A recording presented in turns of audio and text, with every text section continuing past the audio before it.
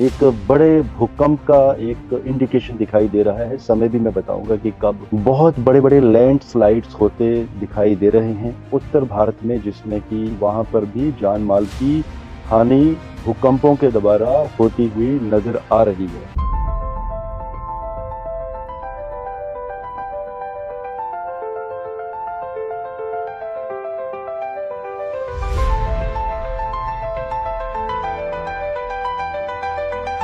कुर्सी पर बैठते हुए फडणवीस जी दिखाई दे रहे हैं। विदेशों से भारतीयों का अपने देश में वापिस आना।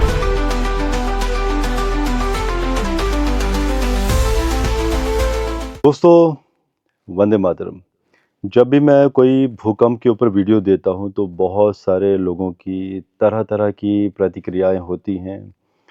कुछ लोग तो खुश भी होते हैं कि समय रहते हम क्या होने वाला है आगे प्रकृति में, उसका आंकलन कर लेते हैं, और समय रहते लोगों को मौका भी मिल जाता है कि अगर किसी क्षेत्र में कोई भूकंप आने वाला है तो इसका बचाव कैसे किया जाए। और कुछ एक लोगों का ये भी कहना होता है कि ये एक फ़ियर फैलाने वाला एक मेदिनी ज्योतिष का एक कॉन्सेप्ट है, लेकिन ऐसा नहीं है। आज तक आप देखिए, जब भी मैंने कोई भूकंप के बारे में विश्लेषण किए हों, इसी वीडियो के डिस्क्रिप्शन बॉक्स में आपको पुराने भूकंपों के सब वीडियोस भी मिल जाएंगे। जब जब भी मैंने डेट्स बताई हैं, समय बताया है, उस समय भूकंप हुए भी हैं। सो दोस्तों, आप लोगों को डराना हमारा मकसद नहीं होता। मकसद होता है कि समय रहते खतरा है तो आप भांप लीजिए और बचाव कर लीजिए। ऐसे बहुत सारे हमारे देश में बिल्डर्स के द्वारा बनाई हुई प्रॉपर्टीज़ हैं, हमारे बहुत सारे शहरों में, जिनमें पिलर्स में आज भी जंग लग गया है। आप प्लीज़ अपने भी एरिया में जहां आप रहते हैं, प्लीज़ आप अपनी बिल्डिंगों को भी चेक कीजिए।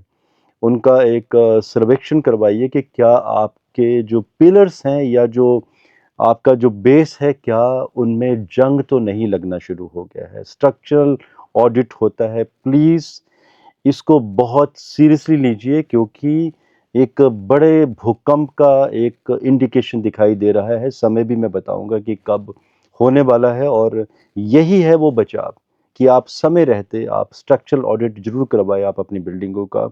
और कोई किसी का पुराना घर है तो उसका भी करवा सकते हैं आप। ऐसी बहुत सारी सर्विसेज आपको ऑनलाइन देखने को मिलेंगी। जी हाँ, कुछ लोगों का ये भी कहना होता है कि भूकंप तो आए दिनों में चलते रहते हैं, हर दिन ही भूकंप होते हैं। तो उन लोगों से मेरा हमेशा ही क्वेश्चन रहा है कि क्या उन सब भूकंपों का हमेशा उन्हीं भूकंपों की कोई न्यूज़ भी आती है क्या?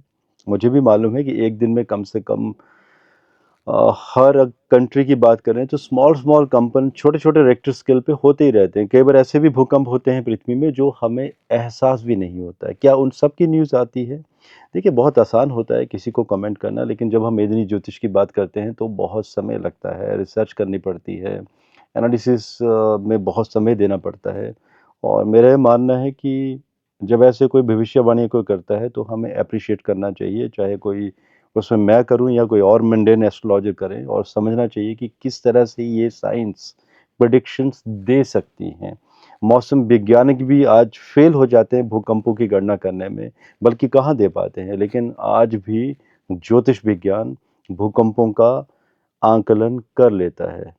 सो अभी जो कॉम्बिनेशन बन रहे हैं, अगर मैं कुंडली का आधार मानूं, तो मैंने आर्द्रा नक्षत्र जब सूर्य चले जाएंगे उसका भी आधार लिया है। मैंने आधार उस समय का भी लिया है जब जुलाई 2025 में सूर्य देव जी राशि परिवर्तन करेंगे, अगस्त में भी करेंगे, सितंबर में भी करेंगे। तो इन सब का जब मैं आंकलन ले रहा था, और जब मैं लूनर एक्लिप्स चंद्र ग्रहण जो कि 7 और 8 अक्टूबर के बीच में रात के समय आएगा, तो उसका भी जब आंकलन लिया जा रहा है, जब सारे के सारे कॉम्बिनेशंस, तो पहले तो हम ये देखें कि 28 जुलाई तक क्या होने वाला है। बहुत बड़े-बड़े लैंडस्लाइड्स होते दिखाई दे रहे हैं उत्तर भारत में, जिसमें कि हिमाचल प्रदेश, लद्दाख और कश्मीर का बहुत बड़ा एरिया, और हिमाचल प्रदेश में कांगड़ा की जो पहाड़ियाँ हैं पुरानी, उनके पास भूकंप का सेंटर बनते हुए नज़र आ रहा है। शिमला में भी परेशानियाँ होती हुई नज़र आ रही हैं। ठीक है, मानते हैं कि शिमला का जो जियोलॉजिकल स्ट्रक्चर है वो अलग तरह का है, बहुत ही स्ट्रॉन्ग है, कंक्रीट है, बसाल्ट से मिलता-जुलता है, लेकिन वहाँ पर भी जान-माल की हानि भूकंपों के द्वारा होती हुई नज़र आ रही है। और लैंडस्लाइड भी इस तरह से कि 28 जुलाई तक बारिशें भी ऐसी होंगी जो सँभलने को नहीं सँभलेंगी। सरकारों के द्वारा भी रेड अलर्ट्स जारी कर दिए जाएंगे। ऑरेंज अलर्ट्स इमीडिएटली जैसे ही लॉन्च करेंगे, इमीडिएटली रेड अलर्ट जारी कर दिए जाएंगे कि हिमाचल आना सेफ नहीं होगा या उत्तराखंड में आना सेफ नहीं होगा। बिकॉज लगातार घटनाएं सुनाई देंगी, ऐसी खबरें सुनाई देंगी कि बहुत सारे एरियाज में अचानक ही बादल फट चुके हैं, जो कि बिल्डिंगों के स्ट्रक्चर को भी कमज़ोर करेंगे। आपको याद होगा पिछले वर्ष भी मनाली में जो तबाही मची थी, कुल्लू में जो तबाही मची थी, अगर आप मेरे पुराने वीडियोस देखें, उससे पहले की वीडियोस, मैंने बाकायदा इन सिटीज़ के नाम लेकर बता दिया था कि इन सिटीज़ में अचानक ही बिल्डिंगों की बिल्डिंगें उखड़ना शुरू हो जाएंगी, जान माल का नुकसान होगा। और ये मैं क्यों बता रहा हूँ पुरानी बातें, क्योंकि इस वर्ष पहले से भी ज़्यादा बड़े योग बने हुए हैं तबाही के इन क्षेत्रों में। सो दोस्तों, थोड़ा-सा ख़्याल रखिए, संभल के रहिए। और जिसमें कि योग बने हैं कि प्रॉपर्टीज़ को बहुत बड़े पैमाने पर नुकसान होता हुआ नज़र आ रहा है। अगर हम बारिशों की बात करें तो 28 जुलाई तक बारिशें थमने का नाम नहीं लेगी। और लेकिन 28 जुलाई के बाद उत्तर भारत में सूखा देखने को मिलेगा। अगस्त में भी बारिशें होती हैं, लेकिन बारिशें कम हो जाएँगी। लेकिन भारत के अन्य राज्यों में भी, हिमाचल प्रदेश, उत्तराखंड को मैंने थोड़ा-सा फ़ोकस ज़्यादा किया है, फ़ोकस क्योंकि यहाँ पर जो उत्तर भारत का जो कोण है, वो ज़्यादा सक्रिय होता हुआ नज़र आ रहा है। तो मुझे लगा क्यों ना मैं इस पे ज़्यादा फ़ोकस करूँ। और बाकी अगर राज्यों की भी बात करें तो बाकी राज्यों में भी बारिशें होंगी।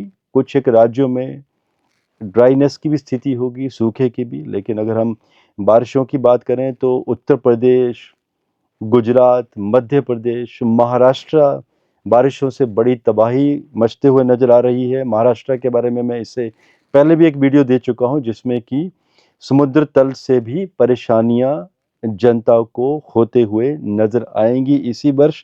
अचानक ही समुद्र तल का लेवल बढ़ता हुआ भी नज़र आएगा और भारत के जितने भी तटीय क्षेत्र हैं, वहाँ पर भी इस तरह की परेशानियाँ अचानक ही देखने को मिलेंगी। और पता चलेगा कि अचानक ही समुद्र रास्ता बदलना शुरू कर दिए हैं और समुद्र देव जी शहरों में अपना रास्ता बनाना शुरू कर दिए हैं। तो इस तरह के योग बने हुए हैं जुलाई 2025 में।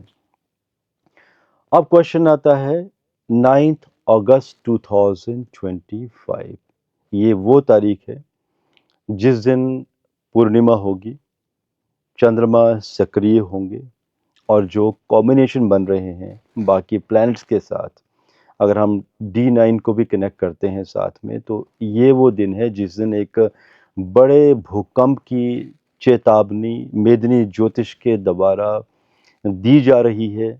एक बड़े भूकंप का इंडिकेशन 9 अगस्त 2025 के आसपास दिखाई दे रहा है और लगातार 3 से 4 भूकंप, बड़े भूकंप वो भी लगातार होते हुए दिखाई दे रहे हैं। और अगर हम रिक्टर स्केल की भी बात करें तो 7 से 8 रिक्टर स्केल के ऊपर ये भूकंप होता हुआ दिखाई दे रहा है। और जो सेंटर बनेगा वो हिमाचल प्रदेश, उत्तराखंड, जिसमें कि बड़ी तबाही के संकेत, लद्दाख के क्षेत्र, कश्मीर के थोड़ा-सा कम प्रभाव।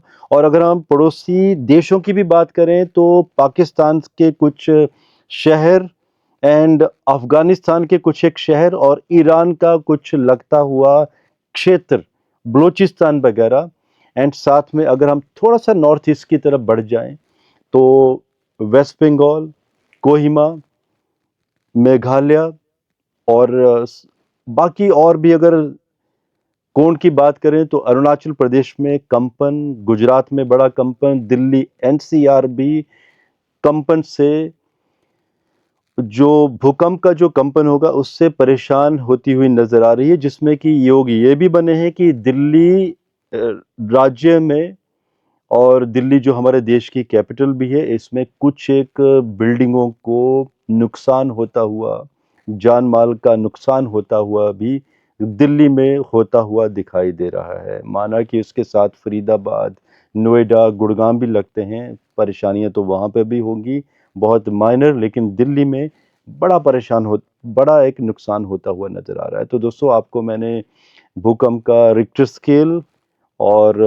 हिमाचल प्रदेश जिसमें ज़्यादा फ़ोकस रहेगा, कांगड़ा का जो डिस्ट्रिक्ट है हिमाचल प्रदेश में, ये कहीं न कहीं सेंटर पॉइंट बनता हुआ नज़र आ रहा है भूकंप का। तो मैं ये कहूँगा, be safe, stay safe and better है कि आप अपनी बिल्डिंगों का स्ट्रक्चर ऑडिट ज़रूर करवाएँ। अगर आपको डाउट है कि जो आपका कोई घर बना है, कोई कमज़ोरी है, नींव सही नहीं है, या आपका घर कहीं पहाड़ी क्षेत्र में बना है, कहीं आपको लगता है कि अगर पहाड़ खिसकेंगे, वहाँ पे लैंडस्लाइड होंगे, तो घर भी आपका पानी में चला जाएगा, जो कि मनाली में इस वर्ष और कुल्लू में बड़ी तबाही के संकेत दिखाई दे रहे हैं कि वहाँ पर पहाड़ अपना रास्ता इस बार फिर बदलेंगे और बड़ी तबाही होते हुए नज़र आ रही है।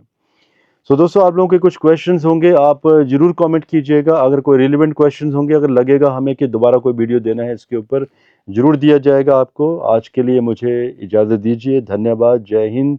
भारत माता की जय।